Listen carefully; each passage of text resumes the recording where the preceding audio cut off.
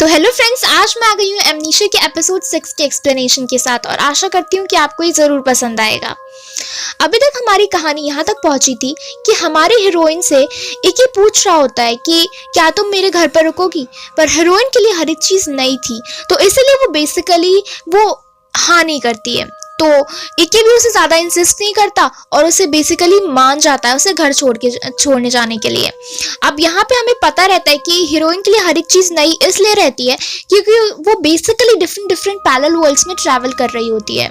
अब यहाँ पे हमारी अगले सीन में हमारी हीरोइन घर पहुंच जाती है और वो बेसिकली हर एक चीज़ को जॉट डाउन कर रही होती है कि वो शिन को डेट कर रही है और वो दोनों एक ही जॉब करते हैं। तभी उसे अचानक से पुरानी चीज़ें याद आ रही होती है कि कैसे सावा और माइन और बाकी सब लोग उसे बता रहे होते हैं कि कैसे इक्की की पर्सनालिटी कैसी है, कैसे वो ब्रेकअप कर लेता है अपनी हर एक गर्लफ्रेंड के साथ 3 महीने के अंदर। उसे केंट माइन सब का चीज़ें याद आ रही होती हैं। तभी उसे अचानक से दिखता है कि उसे एक मैसेज पॉप अप हुआ रहता है और उसमें लिखा रहता है कि what's going on with your daily report, क्या तुमने अपनी डेली रिपोर्ट तैयार करी। और उसे इस अननोन नंबर से पता नहीं क्यों मैसेजेस आ रहे थे। अब यहाँ पे एपिसोड 6 की शुरुआत होती है और हम देखते हैं कि अगले सीन में हमारी हीरोइन जैसे ही कैफे भी पहुंचती है, माइन रोते हुए भागते हुए निकलती है जैसे उसके साथ कुछ बहुत ही बुरा हुआ हो और हमारी हीरोइन को यहाँ पे पूछने का भी मौका नहीं मिलता। तभी वो जैसे ही अंदर घुसती है एक ही बहुत ही सीरियस लुक में रहता है और हमारी हीरोइन जो रहती है वो एक ही से पूछती है कि क्या हुआ। उसे ओहायो कहती है, गुड मॉर्निंग कहती है और उससे पूछती है क्या हुआ, क्या कुछ हुआ है। तो एक ही यहाँ पे हर एक चीज़ बताता है कि कैसे हर एक लड़की जो रहती है उसे जानते हुए भी कि उसकी गर्लफ्रेंड है लेकिन तब भी हर एक गर्ल उसके पीछे पड़ी रहती है। और इसी तरीके से माइन ने भी उसे प्रपोज करने की कोशिश की पर उसने उसे रिजेक्ट कर दिया। तभी वहाँ पे वाका आ जाता है और वाका जो रहता है कि वो उससे बोलने लगता है कि वो वाका से पूछने लग जाती है कि क्या आपने मुझे कोई डेली रिपोर्ट दी थी। तो वाका यहाँ कंफ्यूज्ड होके पूछता है कि डेली रिपोर्ट। और फिर उसके ऊपर जानते ही हम यहाँ पे इस वर्ल्ड में वाका जो है वो बहुत ही ज़्यादा गुस्सैल है। तो वो उसे डांटने लग जाता है कि तुम अभी भी ऐसा लग रहा है कि सोई हुई लग रही हो और तुम्हें बेसिक ट्रेनिंग की ज़रूरत है। तभी हम देखते हैं अगले सीन में क्या रहता है कि अब वो बताने लग जाता है कि माइन जो है थोड़ी बीमार है तो तुम लोग का आज का पूरा काम संभालना पड़ेगा।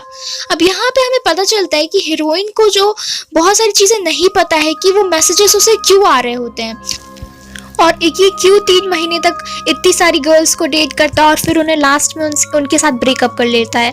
तभी अचानक से उसके सामने से यूकियो आ जाता है और वही ग्रीन हेयर्ड मैन जो हर एक पैरेलल वर्ल्ड में ट्रैवल करता है, जो कि हमारे हीरोइन का रियल बॉयफ्रेंड है, जिसकी वजह से हमारी हीरोइन हर एक पैरेलल वर्ल्ड में ट्रैवल कर रही है। और फिर वो उसे ग्रीट करता है और फिर हमारी हीरोइन उसे पहचान जाती है कि वो उसे हर एक पैरेलल वर्ल्ड में मिलता है। यहाँ पे फिर वो उससे कहता है कि इस बार तुम इक्की को डेट कर रही हो। वो थोड़ी दुखी दिखाई देता है क्योंकि हमें पता रहता है कि वही उसका रियल बॉयफ्रेंड है, पर हमारी हीरोइन उसे रियलिटी में नहीं पहचान रही होती। अब यहाँ पे वो उसे एडवाइस देता है कि तुम यहाँ पे एनिमीज मत बनाओ क्योंकि यहाँ पे तुम्हारे चांस है एनिमीज बनने के, और वो ये एडवाइस दे के वहाँ से चला जाता है। तभी हम देखते हैं कि अगले सीन में हमें दिखाई देता है कि हमारी हीरोइन को बहुत ज़्यादा फीवर आ गया होता है क्योंकि उस दिन क्या रहता है कि बहुत ज़्यादा बारिश हुई रहती है जिसकी वजह से हमारी हीरोइन को फीवर आ गया होता है। अब इक्की जो रहता है वो उसे फ़ोन लगाता है और वो हर एक चीज़ इक्की को बताती है कि उसको कैसे फीवर आ गया है। तो इक्की डिसाइड करता है कि वो उसे मिलने के लिए आएगा। तो जैसे ही वो मिलने के लिए इक्की जैसे ही उससे मिलने के लिए आता है वैसे उसके चेहरे पर मास्क लगा रहता है। तो हमारी हीरोइन थोड़ी डर जाती है। फिर वो उससे मिलने के लिए आता है और फिर उसे मेडिसिन देता है। मैं यहाँ पे आपको एक और डिटेल बता दूं कि हर एक वर्ल्ड में हीरोइन की कपलिंग होती है किसी ना किसी कैरेक्टर के साथ। ओके, सो हर एक वर्ल्ड में, और इस बार वो एक ही वर्ल्ड में है। ओके, इस बार वो किस वर्ल्ड में है? एक ही वर्ल्ड में है। तो हर एक वर्ल्ड में बेसिकली उसकी कपलिंग होती है ताकि वो उस वर्ल्ड में सरवाइव कर सके। अब यहाँ पे क्या रहता है कि उसे इक्की का मैसेज पॉप अप होता है और फिर अगले दिन क्या रहता है कि यहाँ पे वाका जो रहता है वो उसके ऊपर हीरोइन के ऊपर बहुत ज़्यादा चिल्ला रहा होता है कि तुम्हें अपना ध्यान रखना चाहिए वगैरह वगैरह। अब यहाँ पे जो माइंड रहती है वो उससे पूछ रही होती है क्या तुम्हें अब अच्छा फील हो रहा है, तुम्हें तो कोल्ड हो गया था। अब वो बोलती है, माइंड उसे हर एक चीज़ बता रही होती है कि मुझे लगता है कि इस बार इक्की जो है वो कुछ ज़्यादा ही सीरियस है तुम्हें लेकर, अपनी गर्लफ्रेंड को लेकर, तुम्हें लेकर। और वो इस बार मुझे, जब मैंने उसे कन्फेस किया तो वो मुझे बताता है कि मेरी तो एक गर्लफ्रेंड है। और इस पर हीरोइन सोचने लग जाती है कि कि क्या इकी इतना सीरियस है अपनी गर्लफ्रेंड्स को लेकर। तो फिर वो हर एक गर्लफ्रेंड को 3 महीने के अंदर क्यों उनके साथ ब्रेकअप कर लेता है। वो ये सारी चीजें सोच रही होती है। ओके, तभी माइन जो रहती है वो उसे एक ट्रिप के बारे में बताती है, शिनानो ट्रिप के बारे में, जिसमें सब कोई जा रहे होते हैं। और वो जो हमें रिका नाम की लड़की दिखाई दी थी, उसी ने इस ट्रिप को ऑर्गेनाइज किया था, जो कि इकी के फैन क्लब की लीडर है। अब यहाँ पे हमारी हीरोइन थोड़ा कंफ्यूज दिखाई देती है, क्योंकि उसके साथ ये सारी चीजें हो रही होती हैं जैसे कि वो हर एक पैरेलल वर्ल्ड में एक्सपीरियंस कर रही होती है। मतलब उसके इंसिडेंट के बाद पैरेलल वर्ल्ड्स थोड़ी बहुत मर्ज हो गई थी और उनके अंदर थोड़ी बहुत सिमिलैरिटीज आ गई थी। अब यहाँ पे सावा जो रहती है वो हमारी हीरोइन को फोन करती है और वो उससे माफी मांग रही होती है इकी के और उसके बारे में कि उसने उन दोनों के मैटर में टांग अड़ाई। अब यहाँ पे वो सावा जो रहती है हमारी हीरोइन को एक बहुत अजीब बात बताती है कि कैसे उसने इकी के फैन क्लब को ज्वाइन कर लिया था और जाके वो कुछ चीजों के बारे में पता कर सके, पर अचानक से वो उसे डेट करने लग गई। तो हमारी हीरोइन को कुछ भी नहीं पता रहता कि उसने ऐसा क्यों किया, उसने ऐसा क्यों ज्वाइन किया, क्योंकि उसे पता नहीं रहता कि वो पैरेलल वर्ल्ड्स में ट्रैवल कर रही थी।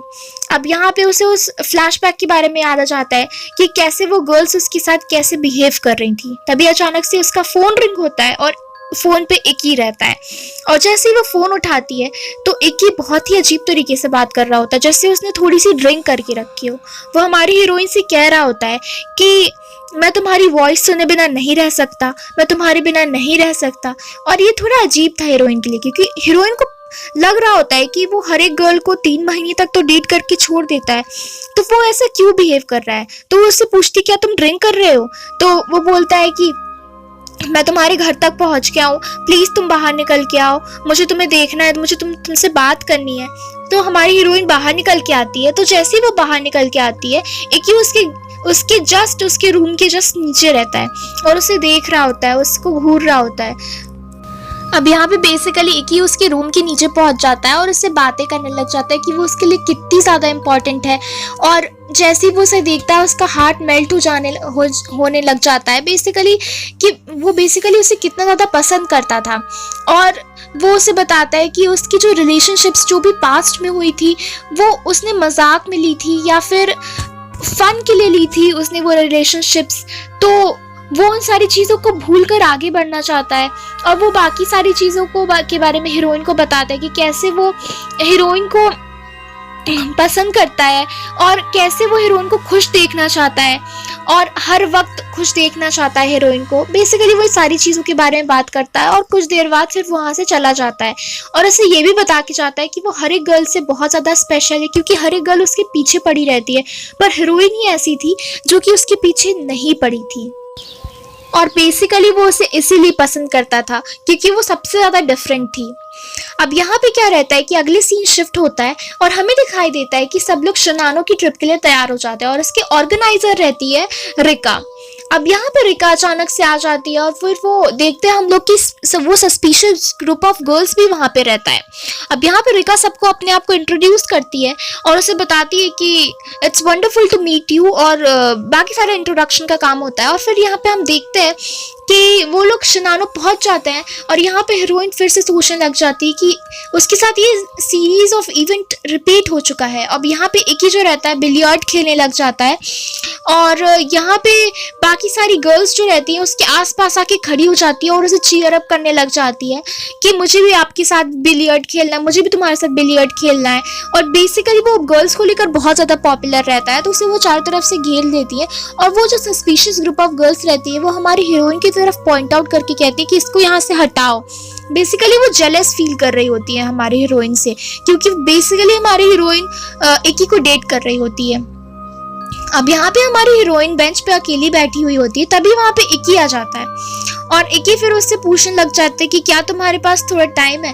तो यहाँ पे हमारी हीरोइन कहती है कि और बाकी सबका क्या हुआ, तो इकी बताता है कि बाकी सब जो है वो गेम खेल रही हैं। और यहाँ पे इकी थोड़ा परेशान दिखाई देता है और यहाँ पे वो हीरोइन के पास आके बैठ जाता है।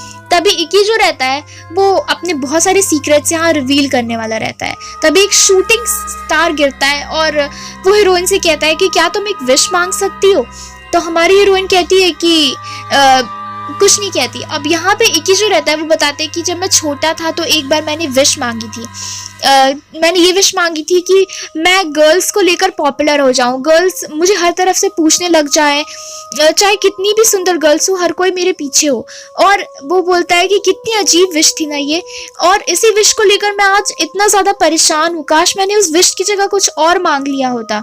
वो इस सारी चीज़ों को बता रहा होता है कि धीरे धीरे गर्ल्स का एटीट्यूड मेरे तरफ चेंज होने लगा, और जैसे ही वो मेरी आंखों में देखती वैसे ही वो मेरे साथ बहुत ही अच्छा बिहेव करने लग जाती है। और मुझे इन सारी चीज़ों को लेकर बहुत ज़्यादा सरप्राइज मैं फील हुआ था। जितना ज़्यादा मैं बड़ा होता गया गर्ल्स मेरे पीछे पागल होती गई, जैसे कि वो मुझे चुराना चाहती हूँ, और मैं किसी के साथ भी क्लोज नहीं फील कर पाता था क्योंकि हर एक गर्ल मेरे पीछे पड़ी रहती थी।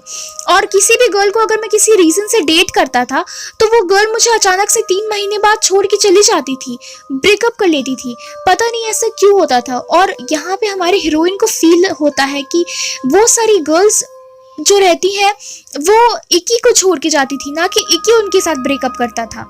और इसी वजह से इकी कह रहा होता है कि 1 महीने की बात और है, और वो पूरी कोशिश कर रहा होता है, पूरा सीरियस था इस रिलेशनशिप के लिए। और ये बोलता है इकी कि ये साइकिल कभी एंड नहीं होता था, और जब भी वो किसी गर्ल को डेट करने की कोशिश करता था वो सस्पिशियस ग्रुप ऑफ गर्ल्स का बिहेवियर चेंज हो जाता था सडनली। और यहाँ पे वो बता रहा होता है कि तुम बहुत डिफरेंट हो, तुम बाकी गर्ल्स से बहुत डिफरेंट हो, और वाकई में शुरुआत में तुम मेरी बातों से इफेक्ट नहीं हुई और इसीलिए तुम मुझे सबसे ज़्यादा अच्छी लगी, और मैं तुम्हें अपनी ट्रू फीलिंग्स दिखाना चाहता हूँ वगैरह वगैरह। वो एक ही सब कुछ बताने लग जाता है कि कैसे वो चाहता है कि हीरोइन हमेशा उसकी साइड पे रहे।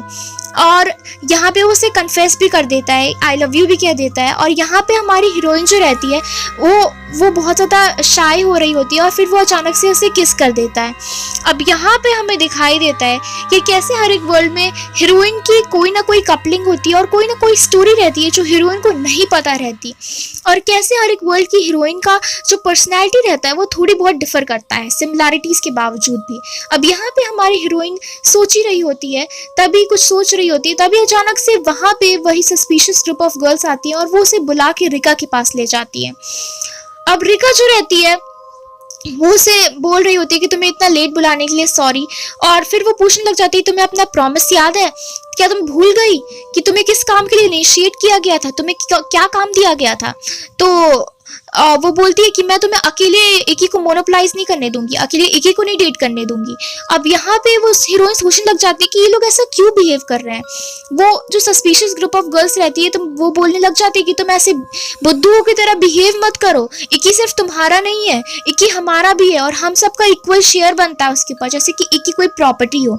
अब यहाँ पे रिका बोलने लग जाती है कि हमने उस चीज़ के लिए नहीं पूछा था, तुम्हारी डेली रिपोर्ट, मतलब कि वो सारे मैसेजेस रिका ही भेज रही थी। रिका बोलती है कि हर एक दिन इकी के साथ बाहर जाने से पहले हमने एक कॉन्ट्रैक्ट किया था कि तुम हर एक दिन का डिटेल जो है हमें बताती रहोगी। इकी बेसिकली यहाँ पे मुझे लगता है कि रिका किसी न किसी तरीका का प्रॉफिट कमा रही होती है इकी की फैन क्लब से, और इस वजह से क्या रहता है कि बहुत सारी गर्ल्स उसके पीछे रहती हैं, तो वो बेसिकली एक टाइप का एक ऑब्सेशन हो जाता है इकी को लेकर उन गर्ल्स को। और वो बोलती है कि हर एक गर्ल को 3 महीने के लिए ही सिर्फ डेट करने के लिए मिलता है, और हमें पता चलता है कि हर एक गर्ल 3 महीने बाद इसलिए चली जाती है उस कॉन्ट्रैक्ट की वजह से। और बेसिकली इकी से डेट करने से पहले हर एक गर्ल जो रहती है सस्पिशियस ग्रुप ऑफ गर्ल्स उसके पीछे पड़ जाती है और उसे वो कॉन्ट्रैक्ट करना ही पड़ता था। अब यहाँ पे वो ग्रुप ऑफ गर्ल्स बहुत ज़्यादा विग्रस्त हो जाती है, बहुत ज़्यादा गुस्सा आ जाता है उन लोगों को कि तुम इकी सिर्फ तुम्हारा नहीं है, और फिर वो उसे धक्का दे देती है नीचे। अब देखिए हमारी हीरोइन हर एक पैरेलल वर्ल्ड में ट्रैवल कर रही है, तो हर एक पैरेलल वर्ल्ड की जो कुछ ना कुछ चीज़ें सिमिलर होंगी। Why? Because of the incident, जो इंसिडेंट एपिसोड 1 में दिखाया गया था, जब हमारी हीरोइन कहाँ फंस गई थी, आग में फंस गई थी यूके वर्ल्ड में, उसकी वजह से कुछ ना कुछ सिमिलैरिटीज आ जाती हैं।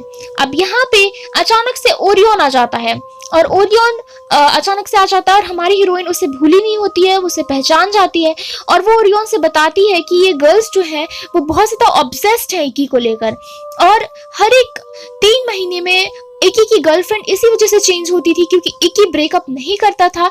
इन ग्रुप ऑफ गर्ल्स उनके साथ कोई ना कोई कॉन्ट्रैक्ट करके रखती थी 3 महीने वाला, और इसकी वजह से इकी जो रहता है उसके साथ हर एक लड़की ब्रेकअप कर लेती है।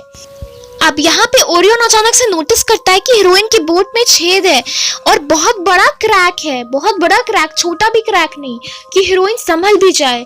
अब यहाँ पे क्या होता है कि हीरोइन अचानक से अनबैलेंस होने लग जाती है और उसके बोट में बहुत ज्यादा पानी भरने लग जाता है और वो अनबैलेंस होकर नीचे गिर जाती है। और ओरियन उसे संभालने की भी कोशिश करता है, पर ओरियन तो रहता है एक स्पिरिट है, तो वो उसे नहीं पकड़ पाता और हमारी हीरोइन बहुत ज्यादा गहराई में, लेक की गहराई में गिर जाती है और लेक का पानी बहुत ज्यादा ठंडा रहता है और हमारी हीरोइन बहुत ज्यादा काम दिखाई दे रही होती है ड्राउन होने के बावजूद भी। अब यहाँ पे ओरियन उसे पकड़ने की कोशिश करता है, लेकिन वो उसे पकड़ नहीं पा रहा होता है, उसका हाथ छूट जाता है, उसका हाथ उसके हीरोइन के थ्रू पास हो जाता है क्योंकि वो बेसिकली एक स्पिरिट रहता है। और यहाँ पे ऐसे बहुत सारे सीक्रेट्स हैं जो कि एपिसोड 7 में आपको पता चलेंगे। So stay tuned and don't forget to like, share and subscribe my channel, क्योंकि आप सब्सक्राइब कर देते हो तो अच्छा लगता है। And thank you for watching.